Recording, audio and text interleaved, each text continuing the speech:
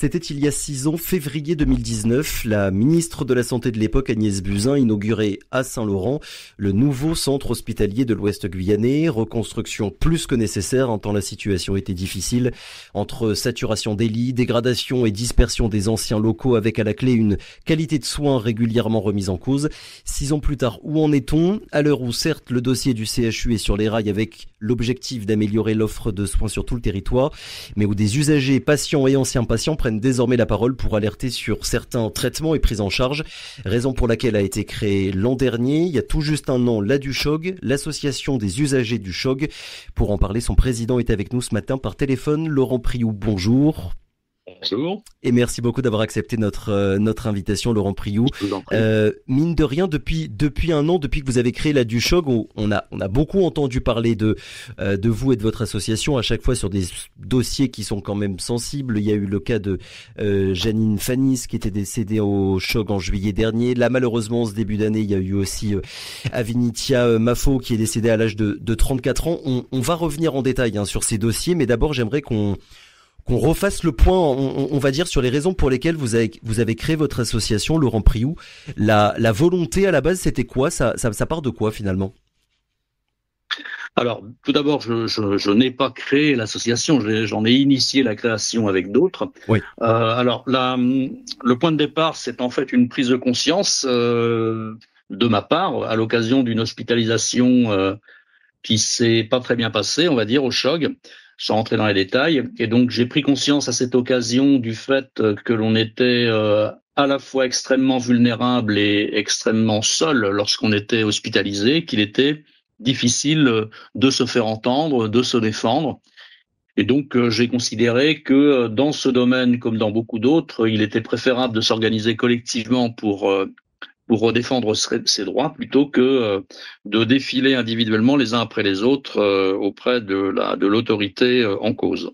Et tout de suite, il y a eu vous avez eu l'impression qu'il y avait beaucoup de monde autour de vous qui a répondu un petit peu à l'appel et qui avait constaté eux aussi des irrégularités, on va dire, dans leur prise en charge médicale.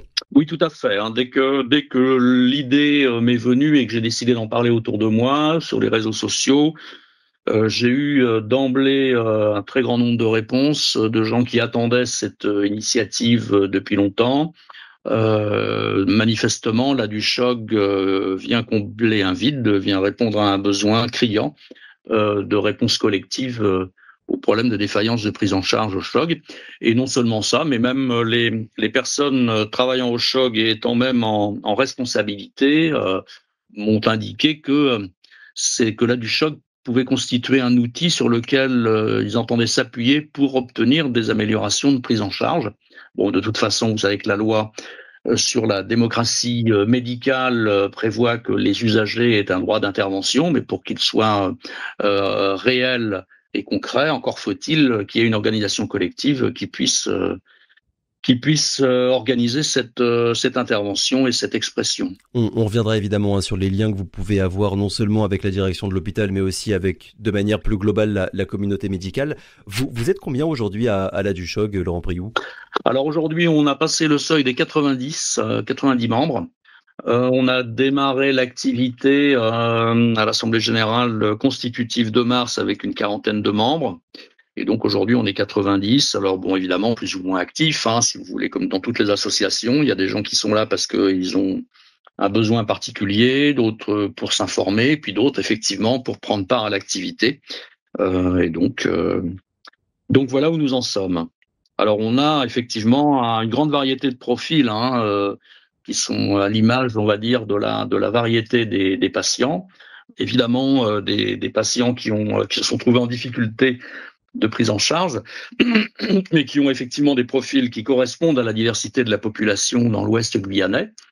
Mais on a y compris des médecins, en particulier des médecins libéraux, qui nous ont rejoints pour pouvoir se tenir au courant, informer leurs patients, éventuellement nous les orienter. Et donc, c'est ce qui nous permet d'avoir une réflexion riche et prenant en compte toute cette diversité. Étant entendu que, si vous voulez, notre cible, si je puis dire, entre guillemets, c'est de réussir à toucher les personnes les plus vulnérables, les personnes qui sont le plus en précarité, puisque pour des raisons diverses et variées, beaucoup de patients du choc ne connaissent pas leurs droits, maîtrisent mal la langue, ou parfois pour des raisons culturelles considèrent qu'elles n'ont rien à dire, qu'elles n'osent pas se plaindre. Et on sait que c'est parmi cette population la plus vulnérable que le plus grand nombre de défaillances de prise en charge se produisent.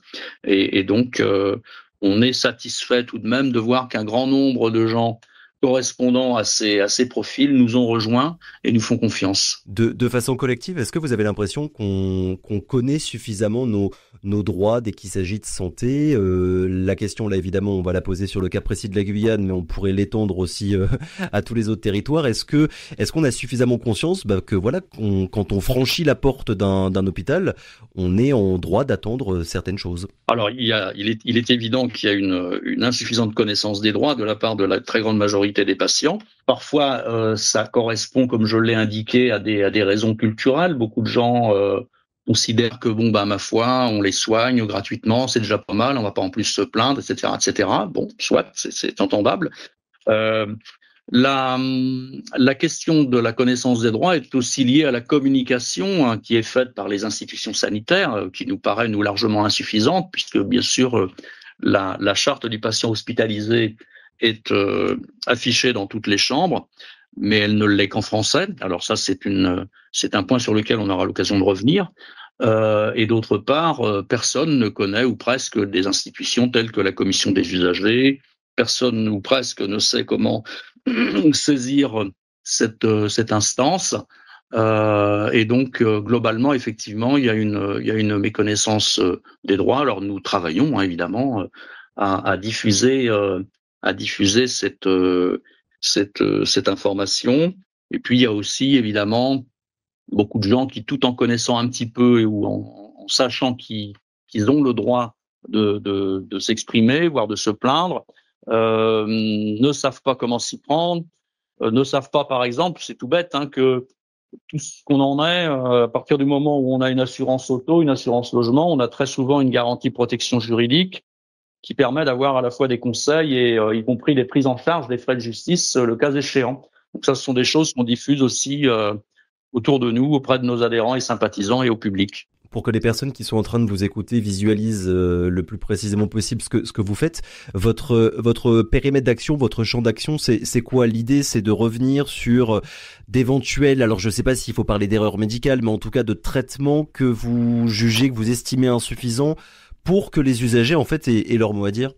Alors en fait, notre périmètre d'action, il est assez large, c'est-à-dire qu'effectivement, on consacre beaucoup de notre temps à répondre aux sollicitations des patients qui s'estiment mal pris en charge.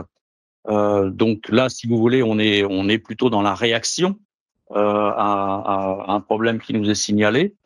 On est parfois aussi sollicité par rapport à des dysfonctionnements plus globaux, plus transversaux de l'établissement. On pourrait y revenir également.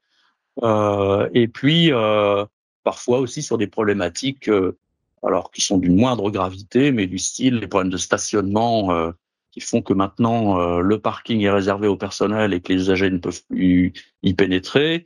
Les questions relatives, et on y reviendra aussi peut-être à la relation entre patients et usagers, notamment du point de vue linguistique, prenant en compte la diversité culturelle. Donc toutes ces questions, et puis on essaye aussi d'interpeller la direction sur un certain nombre de protocoles qu'il faudrait améliorer, mettre à jour. Donc vous voyez qu'on est à la fois réactif par rapport aux sollicitations des patients dont nous sommes l'objet, mais on essaye aussi d'être proactif sur les choses qui conviendraient d'améliorer dans le cadre d'un fonctionnement plus global. Comment est-ce que vous travaillez, Laurent Priou? Parce que arriver à faire la part des choses entre la tristesse, voire la colère légitime d'une famille qui vient de perdre un proche et le constat d'une véritable insuffisance médicale, la quête de vérité, on va dire, elle est parfois difficile. Comment est-ce que vous faites dès qu'il y a une personne qui vient vous voir pour dire là, oui, d'accord, il y a quelque chose de pas net, il faut qu'on travaille le dossier? Alors effectivement, c'est une des difficultés, hein. Il y a un certain nombre d'écueils dans lesquels il faut éviter de tomber. Bien sûr, il faut prendre en compte la souffrance des personnes endeuillées, et l'association sert aussi à ça, hein. Si vous voulez, les 90 personnes qui sont membres de l'association sont autant de personnes qui vont pouvoir adresser des messages de soutien, et ça compte énormément pour les patients, pour les usagers endeuillés. Alors ensuite, on essaye d'obtenir le plus rapidement possible le dossier médical qui est transmissible aux patients ou à ses ayants droit en cas de décès.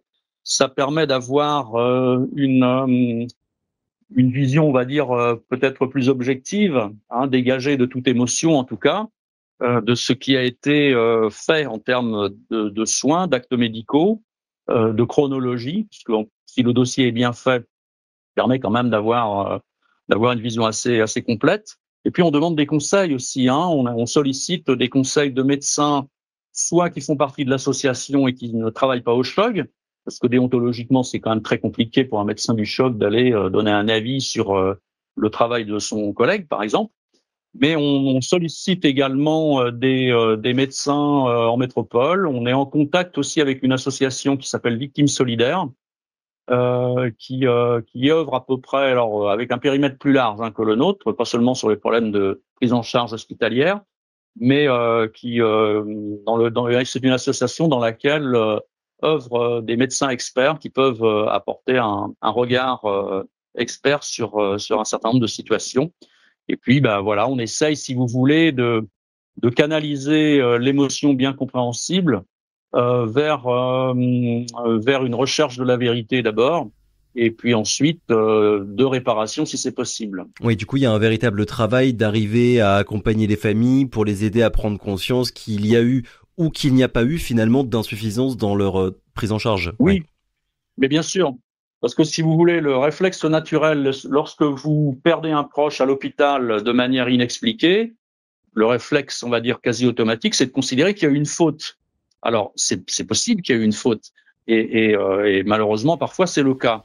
Mais, je veux dire, la médecine n'est pas une science toute puissante. C'est-à-dire qu'il y a aussi des décès qui demeureront inexpliqués, parce que la médecine n'est pas encore en capacité de tout maîtriser.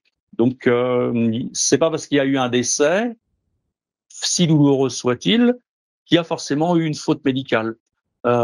Mais en tout cas, notre travail à nous, c'est de rechercher ces éventuelles fautes médicales, de les identifier si elles existent, et de permettre de les écarter si manifestement elles ne sont pas à l'origine du décès. Et comment dire ça, si vous constatez sur certains dossiers qu'il y a véritablement quelque chose qui cloche, est-ce que ensuite vous proposez une sorte d'accompagnement juridique aussi pour permettre aux familles et aux proches de monter leur dossier? Absolument. Alors, la première chose qu'on leur demande, c'est de vérifier dans leur contrat d'assurance s'ils ont une garantie protection juridique qui va leur permettre de couvrir les frais d'avocat notamment. On va, s'ils ne connaissent pas d'avocat, leur conseiller des avocats qui ont déjà une expérience et une expertise en matière de faute médicale ou de défaut, de défaillance de prise en charge hospitalière. Et puis, si effectivement la famille ne dispose pas de garantie protection juridique et n'a pas les moyens de payer elle-même l'avocat, en tout cas toute seule, et si on est face à un dossier où il y a véritablement de forts soupçons de faute médicale, on peut aussi faire appel à la solidarité, d'abord des 90 membres de l'association, et puis aussi lancer des cagnottes. On n'a pas encore eu l'occasion de le faire, parce que jusqu'à présent, les familles et les usagers qui se sont adressés à nous ont pu faire prendre en charge les frais médicaux, les frais juridiques par leur garantie, protection juridique, ou par leurs propres moyens, mais on est d'abord une association, donc on fonctionne d'abord sur la solidarité. Il faut bien garder ça à l'esprit. Est-ce que, au-delà des insuffisances médicales, un des problèmes bien souvent, c'est aussi le manque d'explications, de communication de la part de la communauté médicale.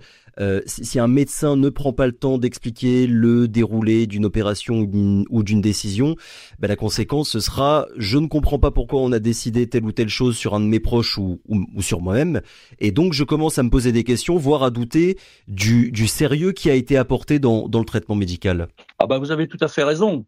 Alors d'abord, il arrive parfois que les patients et les familles de patients, y compris les membres de la famille qui ont été désignés comme personnes de confiance, si vous voulez, et à qui à qui le choc est donc en capacité d'aborder des informations couvertes par le secret médical. Il arrive parfois que des actes médicaux importants, y compris des interventions chirurgicales, soient pratiqués sans qu'on ait expliqué aux patients de quoi il s'agissait et sans qu'on en ait informé la famille, en particulier les personnes de confiance. Donc là, c'est un manquement grave. Et puis au-delà de ces manquements graves, il y a très souvent un problème de communication qui est lié à la langue. Bon, vous savez qu'ici, la majorité des patients n'ont pas le français pour langue maternelle. Et donc, il faut s'assurer, lorsqu'on est un soignant, que la personne à qui on parle a bien compris. Pratiquer la reformulation, etc. Et là, j'en viens à la question linguistique, si vous voulez. On a énormément de plaintes sur cette question de gens, parce que derrière la langue, il y a aussi la culture. C'est-à-dire que quelqu'un à qui on s'adresse dans une autre langue que la sienne et dont on ne s'assure pas bien s'il a bien compris, bah, le ressent comme un mépris qui est adressé non seulement à lui en tant que personne, mais à sa communauté, entre guillemets. Donc, si vous voulez, ça peut être extrêmement néfaste à une bonne communication et à une bonne relation. Et donc, ça veut dire que, effectivement, je comprends bien, on ne va pas obliger les soignants à maîtriser les 6 ou 7 langues qui sont parlées ici dans l'Ouest guyanais, mais il y a quand même les médiateurs culturels qui sont là pour ça, mais ils sont en nombre insuffisant. Ils ne sont pas toujours sollicités lorsque le besoin s'en fait sentir. Et même si je salue leur dévouement et leur travail, il faudrait que leur nombre déjà soit augmenté, qu'on en recrute davantage et que on les sollicite davantage pour s'assurer que les patients ont bien compris. Alors j'ajoute que là on touche à quelque chose de fondamental, si vous voulez. On touche au principe d'égalité d'accès au service public de la santé, quelle que soit sa langue maternelle. Et puis on touche aussi à la déontologie, puisque le code déontologique infirmier stipule que tout doit être, je cite, tout doit être mis en œuvre pour que le patient comprenne les soins. Donc quand on dit tout, c'est y compris au plan linguistique. Donc là, on touche vraiment à quelque chose de très important, et ça, c'est un des axes de progrès sur lequel le choc devra travailler. Je l'ai dit tout à l'heure, hein, ça fait maintenant 1 an que vous existez. Le constat que vous faites aujourd'hui, c'est quoi? Je reprends un extrait d'un article de nos confrères de France Guyane qui parle de décès inexpliqués, séquelles irréversibles, traitements jugés inappropriés. Ce sont des informations qui, à la base, viennent de votre association. Déjà, à quel point c'est fréquent, d'après ce que vous constatez, le nombre de traitements, on va dire, qui ne sont pas à la hauteur de ce qu'on est en droit d'attendre d'un hôpital public? Alors là, il est extrêmement difficile de répondre à votre question pour une raison simple, c'est que nous, les cas pour lesquels nous sommes sollicités, ça représente une petite partie émergée de l'iceberg, comme on dit. Hein. Bien sûr, oui. Là, les gens qui sont les plus en précarité, les plus en difficulté et qui, d'après ce que l'on constate, sont les plus souvent victimes de ces défaillances de prise en charge, ce sont les gens qui vont le moins spontanément avoir tendance à nous solliciter. Même si ça progresse, c'est encore difficile. Alors, ce que l'on peut constater, c'est que depuis juillet, on a été sollicité pour 4 décès inexpliqués. Il y en a probablement d'autres pour lesquels on n'a pas été sollicité. Et donc, si vous voulez, alors c'est un ressenti que je vais vous exprimer. Bien sûr. Le ressenti que l'on a, c'est que un certain nombre de mauvaises habitudes ont été prises au fil du temps, du fait que la majorité des patients, ce sont des gens qui ne connaissent pas leurs droits ou qui maîtrisent mal la langue ou qui considèrent qu'ils n'ont pas à se plaindre, qu'ils sont en fait face à la toute-puissance du corps médical. Et donc, on a ce profil ici dans l'Ouest guyanais bien plus qu'ailleurs. Et puis aussi le fait que il existe jusqu'à présent, en tout cas jusqu'à la création de la LUCHOG, il n'existait pas de réel contre-pouvoir à opposer à ces pratiques. En gros, ce sont des réflexions que j'ai entendues, si vous voulez, dans des conversations des médecins en particulier qui vous expliquent que, bon, vous savez, ici, de toute façon, les gens ne portent pas plainte. On n'est pas aux États-Unis, effectivement, où à la sortie de l'hôpital, des représentants des cabinets d'avocats vous distribuent des cartes pour appeler l'avocat. Non, on est dans l'exact opposé de cet excès, c'est-à-dire que les gens ici sont réputés pour ne pas se plaindre. Et donc ça, si vous voulez, même donc sous-entendu, on est tranquille finalement. Oui, mais même si c'est pas verbalisé comme tel, inconsciemment, ça va. Si vous voulez, l'être humain est l'être humain, quoi. C'est-à-dire qu'on a tout ce qu'on en est besoin d'aiguillons parfois pour donner le meilleur de nous-mêmes. Et si ces aiguillons n'existent pas, il y a au fil du temps de mauvaises habitudes et des relâchements qui s'instaurent. Alors nous, si vous voulez, à partir du moment où on a commencé à exister et à être visible et connu et reconnu, on sent qu'il y a quand même une espèce de début, si vous voulez, de prise de conscience, et que à la fois le sentiment d'impunité recule dans un certain nombre d'équipes soignantes ou chez un certain nombre de soignants, et puis aussi que la fatalité qui était de mise chez beaucoup de patients a tendance à reculer aussi, c'est-à-dire qu'on ne considère plus comme une fatalité et comme finalement normale d'être mal pris en charge à l'hôpital. Mais pour qu'on arrive un petit peu à se rendre compte et à visualiser ce que vous êtes en train de dire, ces mauvaises habitudes, ces mauvaises pratiques, elles touchent à quoi finalement? Alors déjà, on a noté des changements nous-mêmes en ce qui concerne déjà la communication, c'est-à-dire que jusqu'à présent, en particulier en ce qui concerne les décès médicalement inexpliqués, jusqu'à présent la pratique était systématique, c'est-à-dire que premièrement, lorsqu'on établissait le certificat médical, on n'opposait pas d'obstacles médico-légaux, ce qui fait qu'il n'y avait pas de recherche des causes du décès, pas d'autopsie. On ne faisait pas de signalement, on ne faisait pas de signalement à l'ARS d'événements indésirables graves. On n'organisait pas de revue de mortalité et de morbidité. Et quant au dossier médical, lorsqu'il était réclamé par les familles, ce qui était finalement assez rare, le dossier était soit envoyé avec 2-3 mois de retard, alors que la loi fait obligation de le transmettre dans les 8 jours, suivre la demande, soit n'était pas transmis du tout. Or là, lors du dernier drame qui est survenu le 1er janvier au CHOG, avec le décès d'Avanicia, oui, on a constaté un changement radical dans le traitement de ce type de décès, c'est-à-dire que bon, d'une part, la directrice nous a reçus toutes les affaires cessantes. Quand je dis nous, c'est nous, l'association, accompagnée de la famille. Et avant même, si vous voulez, le jour même du décès, la directrice a donné des consignes pour qu'on oppose un obstacle médico-légal. On prévoit donc la recherche de la cause du décès, ce qui entraîne forcément une saisine du procureur et une autopsie. Donc ça, c'est la première chose sur laquelle on a noté un changement radical. Deuxième chose, l'événement indésirable grave a été immédiatement signalé à l'ARS. Troisième chose, une revue de mortalité et de morbidité a été programmée pour les semaines suivantes. Et puis quatrième chose, quatrième changement, le dossier médical destiné aux familles a été immédiatement constitué sans attendre même la demande officielle.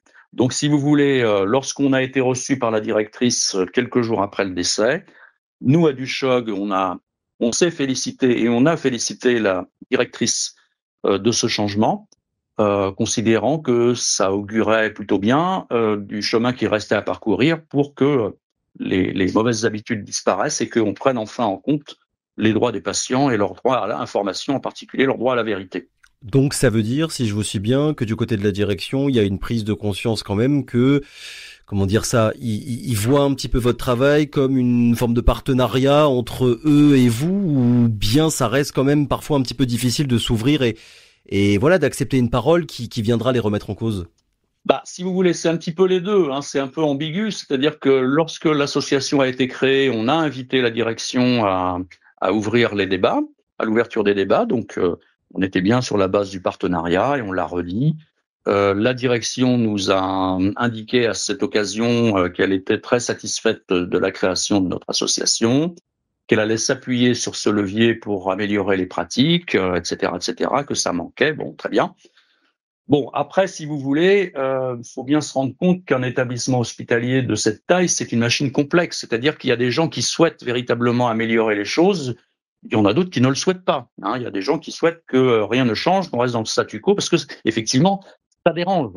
Et à un moment donné, lorsqu'on a commencé à être saisi de dossiers graves, et en particulier de l'affaire Janine Fanis, la directrice n'était pas encore arrivée à ce moment-là, le précédent directeur était déjà parti, donc on a bien senti la prudence excessive, en tout cas, qui a conduit à ne pas transmettre de dossier médical, à ne pas recevoir la DUSHOG, et c'est finalement à partir du moment où on a commencé à médiatiser à la fois cette affaire et à la fois notre rôle, que finalement les autorités sanitaires, et là j'emploie ce terme parce que l'ARS aussi est rentrée dans la danse, si je puis dire, Dans la boucle. dans la boucle, que à ce moment-là, on s'est dit du côté du côté du CHOG et du côté de l'ARS que bon, ben, on pouvait plus se permettre de continuer comme avant. En fait, je pense qu'ils ont compris qu'à partir du moment où on existait et où on fonctionnait comme ça et où on avait une audience, on était reconnu. À chaque fois qu'un décès médicalement inexpliqué surviendrait, s'ils continuaient à faire la sourde oreille, eh ben, ils auraient droit effectivement aux conférences de presse et avec les effets négatifs que ça entraîne en termes d'image. Et on sait que bon, le CHOG est, et on le comprend, est très très très chatouilleux sur son image, puisque le problème numéro un du CHOG, c'est en tout cas dans le discours des directions successives, c'est le manque d'attractivité et les difficultés à recruter des infirmiers, des médecins, etc. Et effectivement, beaucoup d'efforts sont mis en avant par le CHOG pour améliorer son image. Alors évidemment, on ne peut pas se permettre dès lors de multiplier les conférences de presse qui évoquent des décès inexpliqués, des défaillances de prise en charge, etc. Si vous voulez, ça donne pas envie d'aller travailler dans un hôpital qui dysfonctionne. Donc, je pense que les autorités sanitaires, aussi bien le CHOG que l'ARS, se sont dit bon, voilà, on peut plus continuer comme ça parce qu'à chaque fois qu'on aura un problème, on va se retrouver avec du CHOG sur le dos. Donc, je pense que ça confirme que la DUSHOG comblait un vide, que la DUSHOG est un levier essentiel qui doit permettre une amélioration de la qualité des prises en charge. Et en tout cas, nous, on continuera. Hein, c'est peut-être un peu un message qu'on adresse à la direction. C'est-à-dire que si le dialogue permet de faire connaître la vérité et d'améliorer les pratiques, on va pas aller médiatiser et descendre en flamme le choc si c'est pas nécessaire. Mais si effectivement ce dialogue n'existe pas, s'il se referme ou si il ne permet pas de connaître la vérité, en clair, si le choc ne joue pas le jeu du dialogue, on sera bien entendu obligé d'en arriver à nouveau à ce type d'action. Pour les personnes, on va dire, réfractaires au changement, je reprends vos termes, la crainte à la base, c'est quoi? La crainte d'une partie, évidemment, de la communauté médicale, c'est quoi? C'est de parfois penser que si on s'ouvre trop, on va peut-être s'exposer à des poursuites judiciaires, ou bien il y a autre chose? Oh ben, je pense qu'il y a effectivement cette crainte-là. Il y a aussi, puisque ça renvoie effectivement aux difficultés de recrutement. On sait très bien que il y a, moi je me souviens en avoir discuté avec un DRH de l'hôpital il y a quelques années, qui me disait de manière un petit peu brute de décoffrage, qu'est-ce que vous voulez quand on a un poste ouvert à candidature et que les candidatures qui arrivent ne sont qu'à moitié satisfaisantes, on est bien obligé de prendre ce qu'on trouve.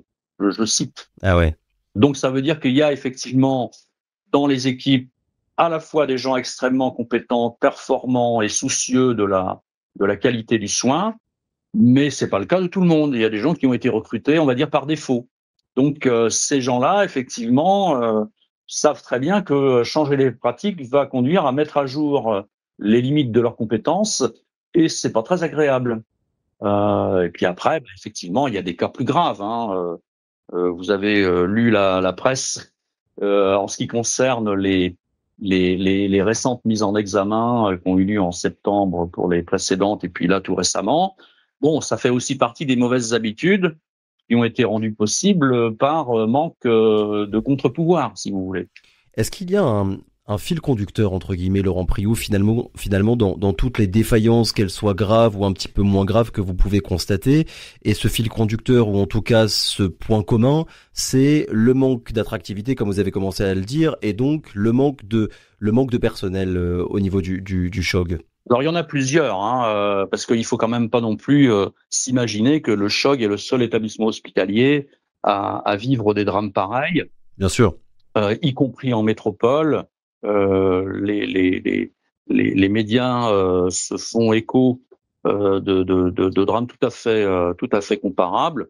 Donc pourquoi je dis ça? Parce que le premier fil conducteur, ce sont les politiques publiques qui sont menées depuis maintenant plusieurs décennies, puisque le nombre de lits pour 1000 habitants a, je crois, été divisé par 2 en l'espace de 20 ou 30 ans.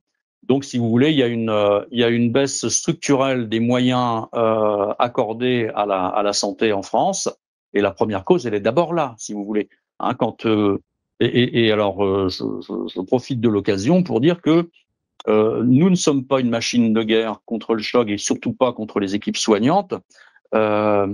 Et sur cette question du manque de moyens, nous sommes tout à fait disposés et nous allons prendre des initiatives dans les semaines qui viennent à construire des mobilisations qui associent à la fois les usagers et les personnels hospitaliers, parce que la première cause, elle est d'abord là. Oui. Je fais référence notamment au suicide de l'infirmier de Cayenne. Il est évident que, si vous voulez, les équipes sont mises sous pression. Si des fautes médicales sont commises, c'est parfois aussi par manque de moyens, c'est parfois aussi parce que les équipes sont au bord du burn-out. Et on s'en sortira pas uniquement en améliorant la communication, etc., etc. Il y a d'abord fondamentalement un manque de moyens et une trop forte restriction des budgets alloués à l'hôpital public. C'est d'abord ça le premier fil rouge de toutes les difficultés. Oui, il me semble que je crois que c'est depuis 2013, donc à peu près depuis 10 ans, la France a perdu quelque chose comme 40 000 lits d'hospitalisation complète. Et là, on parle bien de tout le territoire national. Et parfois, on finit par payer finalement ce sous-dotement. Absolument, absolument. Pour qu'on se rende compte, il y a beaucoup de personnes, tous les jours, toutes les semaines, qui viennent toquer à votre porte pour vous demander de l'aide parce qu'il y a de leur part soit de l'incompréhension, soit de la colère dans le traitement qu'ils ont subi, que ce soit pour des cas graves, on a parlé de décès inexpliqués il y a quelques minutes, ou bien de traitements qui sont peut-être un petit peu moins graves, mais qui peuvent nous provoquer de la colère en nous disant j'ai l'impression de ne pas avoir été respecté en tant que patient. Oui, alors on est sollicité toutes les semaines, ça c'est clair, parfois plusieurs fois par semaine, parfois pour des choses de degré de gravité évidemment très très variable. J'ai en mémoire quelqu'un qui nous a appelé parce que son papa âgé avait été opéré et que sa prothèse dentaire avait été égarée. Voilà, c'est une autre personne qui nous sollicite parce que le sac à main de sa mère avait été fouillé, que le portefeuille avait été volé. Bon, voilà, c'est des choses comme ça. On a beaucoup de plaintes, comme je vous l'ai indiqué, sur les gens qui ne se sentent pas respectés dans la communication avec les agents et avec les soignants. Alors après, c'est difficile, si vous voulez, là je peux pas vous donner de statistiques, vous dire combien de personnes. Alors on a aussi d'autres cas, si vous voulez, c'est-à-dire des gens qui ont connaissance de mauvaise prise en charge dans leur voisinage et qui viennent nous appeler en disant il vous a pas appelé parce qu'il ose pas, mais voilà ce qui lui est arrivé, patata patata. Bon, nous, si vous voulez, on peut pas aller au devant, on peut pas aller solliciter la direction sur un cas si la personne elle-même n'a pas fait la démarche. Donc, ce qu'on demande à ces personnes-là, c'est de transmettre nos coordonnées en leur demandant de nous appeler. Mais très souvent, les gens ne nous appellent pas parce que il y a un tas d'obstacles, si vous voulez, qui font qu'ils ne vont pas nous appeler. Et donc, on est parfois aussi très très très coincé par rapport à des situations de ce type. Dernière question, Laurent Priou. Est-ce que très concrètement, vous avez des pistes, on va dire des pistes de réflexion pour faire en sorte que l'offre de soins au niveau du CHOG, elle devienne un petit peu meilleure aujourd'hui et je le précise quand même pour tout le monde, hein, les associations de patients et d'usagers, elles ont un vrai rôle à jouer dans ce qu'on appelle l'élaboration des politiques de santé. Sur le cas précis du CHOG, est-ce que vous avez listé certaines choses, voilà, qui devraient être améliorées à la fois d'un point de vue purement médical et organisationnel, mais aussi dans le bien-être en fait des patients dès qu'ils franchissent la porte de l'hôpital? Alors déjà, il nous semble que le levier qui permettrait d'apporter toutes ces améliorations, parce que bon, si vous voulez, nous on n'a pas la science infuse, on n'a pas ce que l'on rapporte à la direction, ça s'appuie sur l'analyse des sollicitations dont nous sommes l'objet. Donc, ça veut dire qu'il faut améliorer tout ce qui va permettre l'expression des usagers. Alors, il existe en effet des instances qui sont rendues obligatoires par la loi, notamment la commission des usagers. Mais en fait, ces instances sont assez peu efficaces. D'une part, la CDU du CHOG a dû se réunir une fois en un an. La loi prévoit 3 réunions minimum, mais comme je vous l'ai indiqué, peu de gens savent comment ça existe, comment la saisir, comment ça fonctionne, ils ne savent pas que ça existe. Donc en fait, nous, ce qu'on souhaiterait, c'est que la direction mette en place un dispositif qui permette à un usager qui se sent mal pris en charge de solliciter, d'envoyer immédiatement un message. Alors ça peut être simple, on peut très bien afficher des QR codes dans les chambres et dans les salles d'attente. La personne flash le QR code avec son téléphone et puis écrit ou le fait oralement, parce que voilà, il faut aussi tenir compte de la barrière de la maîtrise de la langue écrite, et explique ce pourquoi elle se sent mal pris en charge. Et ce qu'il faudrait également, c'est pas attendre 3 ou 4 mois avant de traiter la demande, comme c'est le cas actuellement dans le cadre de la CDU, mais permettre à l'association des usagers du CHOG ou aux membres même de la CDU d'accéder à ces données, si vous voulez, à toutes les plaintes qui sont déposées par ce moyen, de manière à intervenir très rapidement auprès de la direction. Parce que il est évident que plus on attend, plus les situations ensuite sont difficiles à résoudre. Donc déjà, ce serait un bon moyen. On souhaiterait également que, comme je l'ai indiqué précédemment, le nombre des médiateurs culturels soit augmenté et que de cette manière, ils soient davantage sollicités. Et puis peut-être aussi que des formations soient mises en place au sein du personnel soignant pour leur donner les moyens d'améliorer leur communication avec les patients. Laurent Priou, merci beaucoup d'avoir répondu à nos questions. Je le rappelle, président de l'ADUCHOG, l'association des usagers du CHOG. Peut-être une petite précision avant de nous quitter. S'il y a des auditeurs, des auditrices qui vous écoutent et ont envie de rentrer en contact avec vous, ça se passe comment ? Eh ben, c'est très simple. Le moyen le plus simple, c'est d'appeler le numéro de portable de l'association, donc le 06 94 13 49 58. On peut aussi nous joindre par le mail de l'association, donc aduchog@gmail.com. Et puis on a aussi une page Facebook sur laquelle à partir de laquelle on peut nous contacter. Merci encore, très bonne journée. Je vous en prie, merci à vous.